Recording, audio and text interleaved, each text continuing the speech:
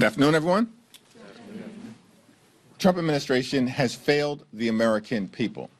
Republicans have failed the American people. Extreme MAGA Republicans, led by Donald Trump, have failed on the economy, they have failed on health care, and they have failed on immigration enforcement.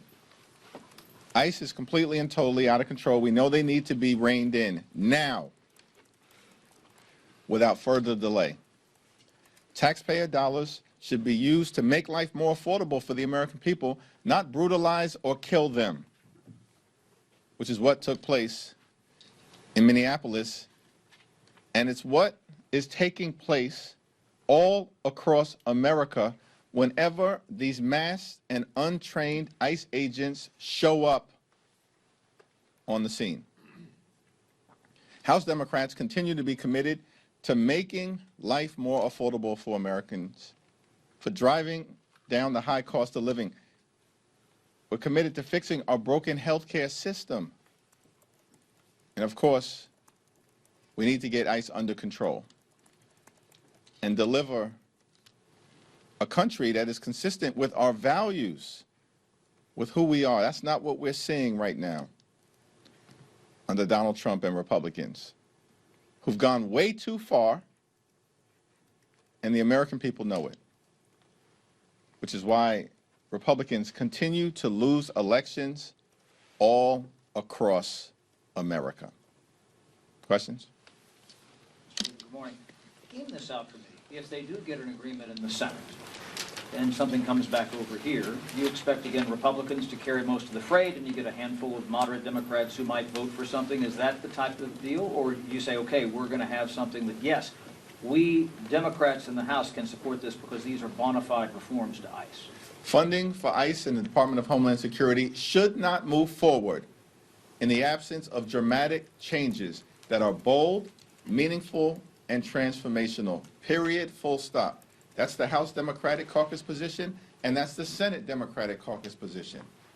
And absent dramatic changes being built into the law, it's my expectation that any legislation that falls short of that will fail today in the United States Senate.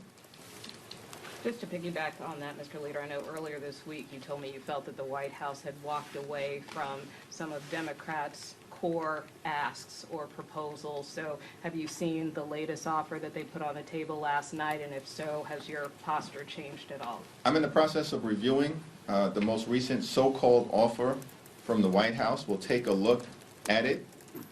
But my preliminary assessment of it is that it falls short of the type of dramatic changes necessary in order to change ICE's out-of-control behavior and deliver immigration enforcement that actually focuses on violent felons who are here illegally, which is what the president promised to do, and he lied, because taxpayer dollars are being used to brutalize and kill American citizens or violently target law-abiding immigrant families, and that's unacceptable.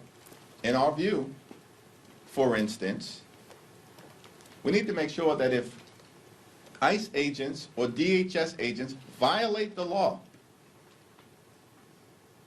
or are engaging in violent behavior that brings harm to everyday Americans, they are held accountable independently through state and local investigations and, if merited, criminal prosecutions. There's no indication that the White House is prepared to walk away from its outrageous position that federal agents who violate the law under the banner of ICE are able to benefit from so-called absolute immunity. That's not America, where no one is above the law. And that administration position is incentivizing ICE agents to violently brutalize people in American communities with impunity, because the administration has told them they don't have to worry about ever being held accountable. That's just one of the types of common sense changes necessary in order to do what the American people want us to do, which is get ICE under control. It's a rogue agency right now, using taxpayer dollars to do harm to the American people. That's unacceptable. Thank you, Mr. Leader. New Jersey Democrat Annalila Mejia, who just won her special election primary, has not committed to supporting you as party leader. As you look to retake the House later this fall, are you worried about the growing number of candidates who are withholding their support from you? No. Reporting indicates that there's 20 candidates who are no's and 57 What was who are- unclear about that answer that I just gave you? First of all, I had a very good conversation with her 2 days ago. I've stood for this position as leader and/or the next Democratic speaker, I think it's 19 or 20 times. Since you're following this closely, how many times has a Democrat on the floor of the House of Representatives voted against my candidacy? I don't know, sir. We have quite many Your- who are your- going your- to be elected So your potentially later silence this year. says it all. Unanimous support every single time. Next question. Paul? Well, to follow up on that, though, are you at all concerned that there will be some candidates who come through primaries in races that are battleground targets? California 48, Nebraska 2, Colorado 8. There are some really competitive primaries with a very diverse field ideologically. You know, do you worry about losing seats the way Republicans have done so in the past? Well, the DCCC doesn't get involved in primaries. We'll monitor all of these races closely. The battlefield was just expanded in terms of the seats that are in play from 39 to 44. Now, let's remember, we're only 3 seats short of taking back control of the House of Representatives. That is a historically close margin, because despite what Mike Johnson, Donald Trump, Republicans, and their propaganda machine had been saying in the aftermath of the November 2024 election, there was no massive mandate. It was a close election with respect to the House. And unlike 2018, where we needed to win 24 seats, and by the way, we won 40 in a similar electoral environment to the one that exists right now, we only need to net 3. It's happening. Democrats are going to take back control of the House. And the only question is, what's the margin? And we understand that. Now, Mike Johnson and Republicans tried to spin everybody after they were crushed all of last year, including in the November off-year elections. And some people fell for it and said, well, Mike Johnson is claiming the Democrats are only winning in blue or maybe purplish states. Of course, that was not accurate. Yes, we decisively won in New Jersey by 14 or 15 points. Yes, we won in Virginia, where there was a Republican governor at the time.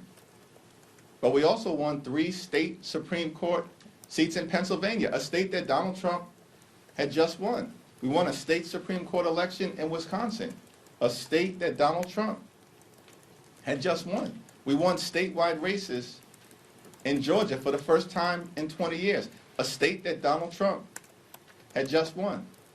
We ended the Republican supermajority in Mississippi, a state that Donald Trump and Republicans decisively win year after year after year. But as if that wasn't enough, we've now seen in 3 consecutive months, in 3 consecutive red states, Democrats not just win, but decisively win. That was the case in December in South Florida, where we won the Miami mayorship for the first time in nearly 30 years. And the Democratic candidate won by 20 points in deep red Florida. And then in January, we won a special election in deep red Texas. In a district that Donald Trump had just won by 17 points, the Democrat wins by 14. I talked to him yesterday again. And we overperformed by 31 in a state Senate district that's larger than congressional districts. And then, of course, in February, 3 consecutive months, 3 consecutive red states, 3 consecutive results where Democrats decisively won. In the Louisiana House district that Donald Trump had just won by 13 points, we win by 24.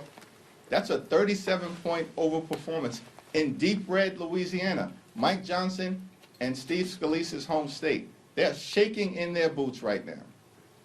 So yes, we're going to continue to monitor the 44 seats that are in play. We've got to only net 3. That's happening. And the likelihood is we're going to win much more than that. We were just out on the House steps, and Congresswoman Jayapal was decrying the Department of Justice for spying on her search history when she looked at the unredacted files earlier this week.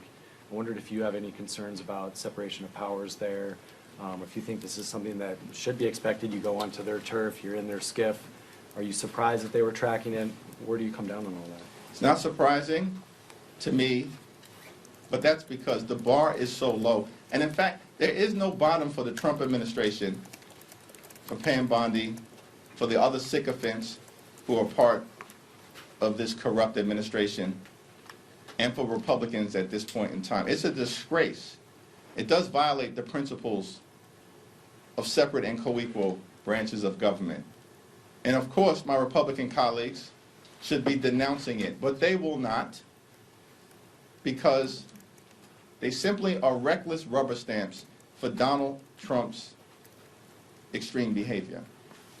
Pam Bondi and the corrupt hacks at the Trump Department of Justice are partisan, pathetic, pitiful, petulant pettifoggers.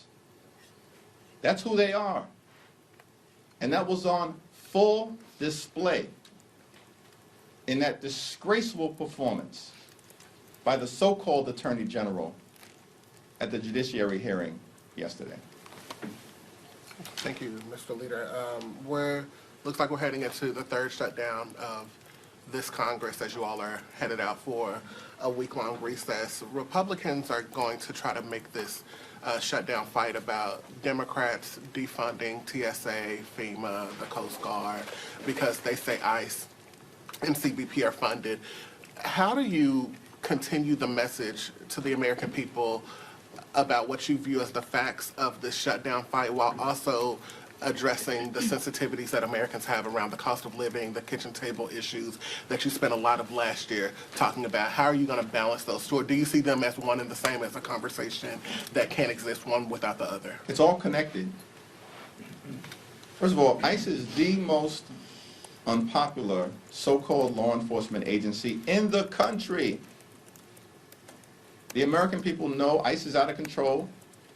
Other DHS agencies like CBP who are being deployed inside of the country are out of control. They've gone way too far and they need to be reined in. That is the strong position that the American people have at this moment based on what they've seen, understandably,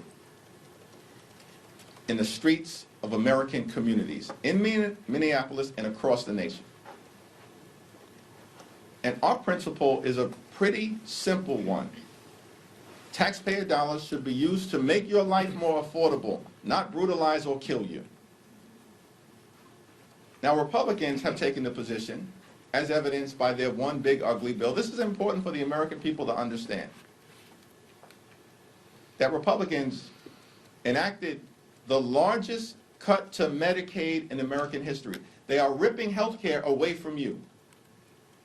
Hospitals, nursing homes, and community-based health clinics are closing because of Republican policies in the one big ugly bill. In the same piece of toxic legislation, Republicans enacted a $186 billion cut to nutritional assistance programs. They literally have stolen food from the mouths of hungry children, seniors, and veterans as part of an effort to provide massive tax breaks to their billionaire donors, and then at the same period of time, create a $191 billion slush fund using your taxpayer dollars for DHS and gave $75 billion to ICE in their one big ugly bill. That's a value statement by Republicans. We're going to take your taxpayer dollars, we're going to rip health care away from you, we're going to deny you the type of nutritional assistance that should exist in the wealthiest country in the history of the world, and at the same period of time, we're going to give your taxpayer dollars to untrained and masked ICE agents who are unleashing violence, brutality, and lawlessness on American citizens, including killing 2 in cold blood. It's all related. And we're going to make sure we continue to forcefully drive that point home. Thanks, Leader Jeffries. Assuming that there is no deal in the next 24 hours, we'll see what happens in the Senate, would you rule out potential carve-outs to fund FEMA, to fund TSA, to fund air traffic control? We have 2 choices in front of us. On the one hand, there are dramatic, bold, meaningful changes that necessarily must occur to get ICE under control and to rein them in. On the other hand, Republicans may make the decision that instead of dramatically reforming ICE and other parts of the Department of Homeland Security with their out-of-control immigration enforcement efforts targeting American citizens, Republicans would rather shut down FEMA, shut down the Coast Guard, and shut down TSA. And if that happens, it's on them. Just like the American people concluded, despite what all the naysayers suggested would be the case, during the 43-day Trump Republican shutdown, the American people who are smart, they know Donald Trump's the president. Republicans control the House and the Senate. And if the entire government shuts down, or parts of the government shuts down, Republicans are the ones responsible. Thanks. Have you had a chance, when it comes to the Jayapal case and the idea of looking at the search histories of lawmakers, have you had a chance to talk to Johnson about this at all? And are there any sort of reprisals that you, as Democrats, could pursue, be it a legal avenue? All of these toxic, corrupt, unhinged sycophants within the Trump administration, including but not limited to Pam Bondi, Kristi Noem, who's got to be fired. We believe that. And if it doesn't happen, it should have happened. She's getting impeached. Stephen Miller's got to go. He's the evil manipulator behind Donald Trump, whispering in Trump's ear, telling him what to do, unleashing this brutality and violence on the American people. They all have to go. The whole thing, the whole enterprise is corrupt. And all of them are going to be held accountable. Now that accountability can either happen right now because a handful of Republicans decide to partner with us to defend our values, the Constitution, and the best interests of the American people, or the accountability certainly is going to come in the aftermath of the November midterm elections. In the House, without question, and increasingly, likely in the Senate as well. You've laid down clear instructions for your members. Either show up to the Trump State of the Union and be silent, or don't go at all. Several of your members told me after you made that comment that they still want to go and register their opposition to him in some way. Are you going to have a conversation with those members? What on the record source do you have? Tell me. I'll tell you right now. Sharif Thanadar told me he's going to go, and he would like to quote, he would, quote, love to show some resistance to what is going on. Teresa Ledger Fernandez said Democratic Women's Caucus members will, quote, make sure that our opinions with regard to Trump are understood and that her group will, quote, be doing a lot of stuff around the State of the Union. Several other members told me that they plan to walk out mid-speech. You clearly just mischaracterized a lot of what has been said. Teresa Ledger Fernandez is an incredible leader within the caucus. She's done a great job with respect to the Democratic Women's Caucus.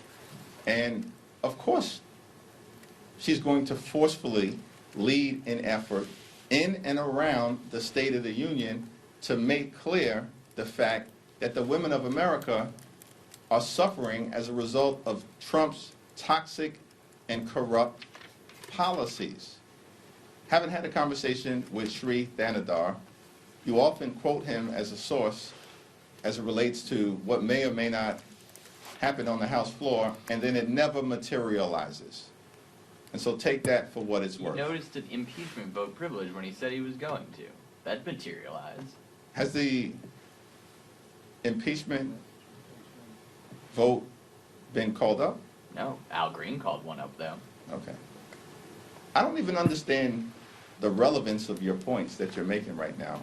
Like, honestly. So are you confident I'm then that Al confused. Green, Sri Thanadar, these guys are I'm not gonna confident that tackle Trump Democrats during are his going speech? to continue to win the narrative, win legislatively, win elections, win the gerrymandering pushback, and then win back control of the House of Representatives.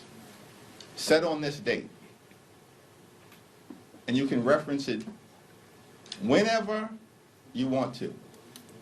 Whenever you want to.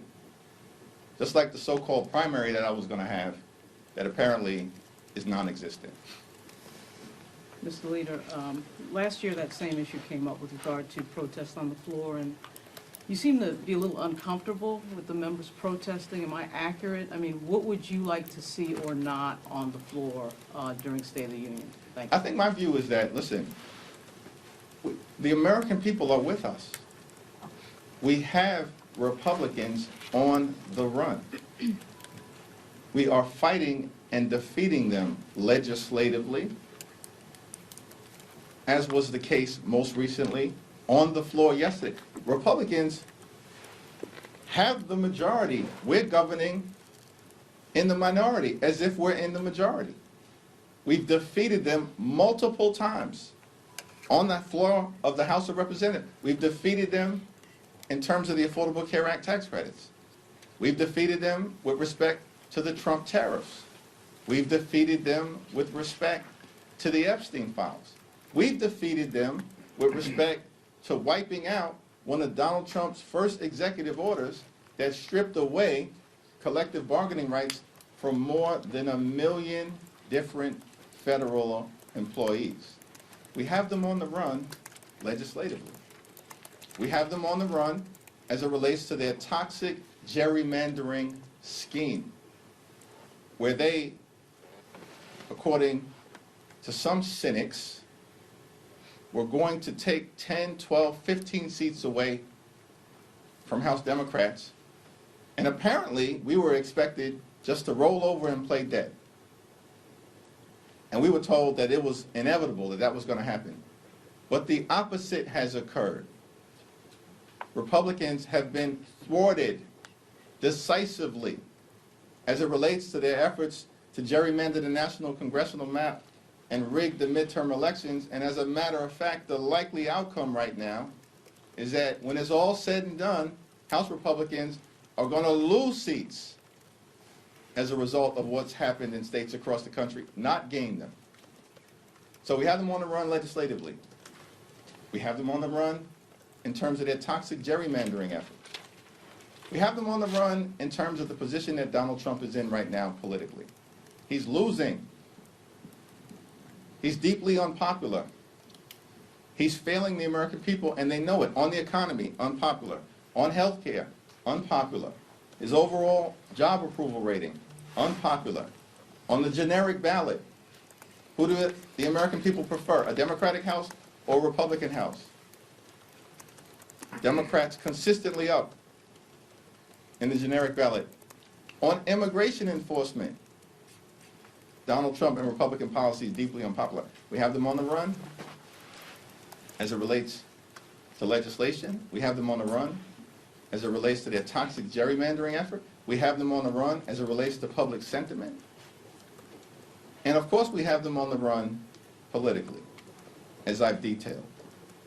We have not lost an election during the entirety of the Trump administration in terms of races that were viewed as either competitive or marginally competitive. Because now we're in overperformance territory at like 31 points in Texas or 37 points in Louisiana. And so I think our perspective is just, we have them on the run, let's stay on offense and conduct ourselves accordingly with a recognition that the American people, those folks that Donald Trump will be speaking to from the House floor, the American people are with us and have turned against Donald Trump and the Republicans. Yeah. Thank you. I know it's a flyout day, but there is obviously this legislation pending in the Senate for DHS. I'm just curious what guidance, if any, you've given to members about sticking around DC or like what kind of notice they'll get if they need to come back. I'm here today, I'm here tomorrow. If necessary, I'll be here this weekend. And there will be a significant Democratic presence on Capitol Hill. When it comes to the tariffs votes, what indications do you have that you'll have Republican support going forward, and how does the looming Supreme Court case influence the playbook here for you? Donald Trump promised to lower the high cost of living on day one. Costs haven't gone down, they've gone up. And the American people know it. 70% of the American people believe that the economy correctly is a disaster. That's according to Fox News. Housing costs out of control, grocery costs out of control, cost of goods out of control, child care costs out of control, health care costs out of control, electricity bills out of control. America's too expensive. It's gotten worse because of Donald Trump's policies and Republican compliance. So we're going to continue to press the case, led by Greg Meeks and Richie Neal, to get rid of these Trump tariffs that are raising costs on everyday Americans by thousands of dollars per year. We're in an extraordinary situation right now where Republican policies led by Donald Trump and House GOP members are actively hurting everyday Americans. And the American people know it.